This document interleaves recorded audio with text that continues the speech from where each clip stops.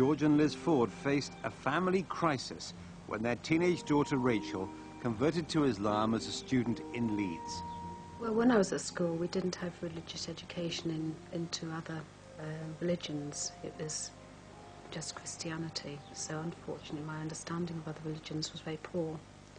So my concept of Islam was incredibly limited, and I actually didn't give it any thought. Prior to Rachel undergoing her conversion, I had the impression, being fed by the media, I hasten to add, and by perhaps populist films, that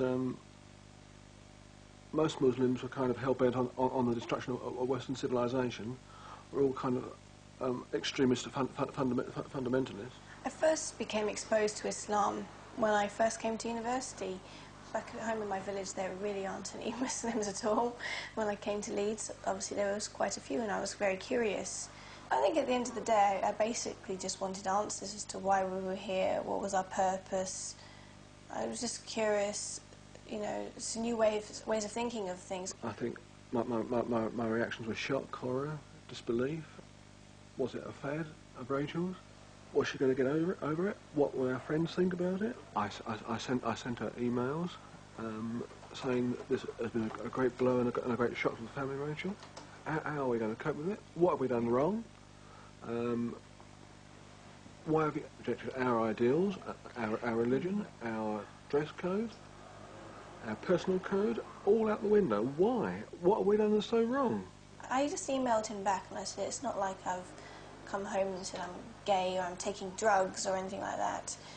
And I'm not going to do that either. I'm not going to come home and say these things. When she started to cover herself from head to toe in reams of cloth and wouldn't have her hair showing, and basically it seemed to me she didn't care what she looked like. If I was to take the hijab off tomorrow and walk out in the street with my hair loose, my mother would be dancing in the street. She'd be very happy. She doesn't want me to hide. She feels like, I guess she feels I'm hiding behind it, but I'm not. I actually feel more secure. I feel that less people are staring at me for the wrong reasons. My main thought process was this. Do we rip the family apart for the sake of religious dogma, or do we concentrate on our family and keep the whole aspect of family life together? We formed the point of view that the best line of action was to take was that we loved our daughter so much that we were prepared to not lose her and to accept her standpoint and her religious beliefs. When we go and see Rachel at university, it does seem strange. They know her as Latifa. They don't know her as Rachel. I will call her Rachel. I haven't actually changed my name. I've just added to it. I felt I needed to because Rachel, at the end of the day, was my Christian name. It was a name that was given to me on the day that I was christened. I'm not a Christian anymore. But while her family has come round, it's been a different story with their wider social circle. Local friends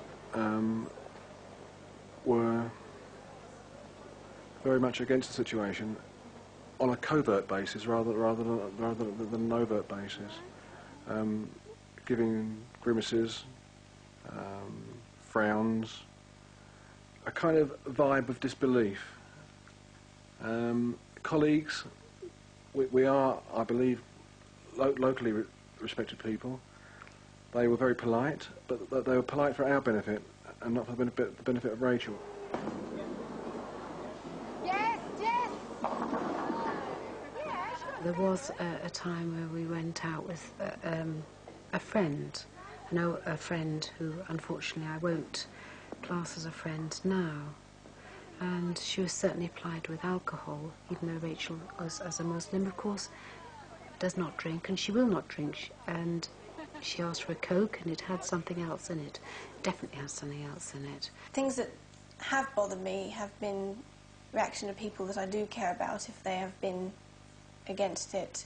There was a family event a while back where I did feel that I was snubbed. I felt that my family was neglected as well because of me and what I had done. Frankly, this has now given me a very great insight into how minorities must feel.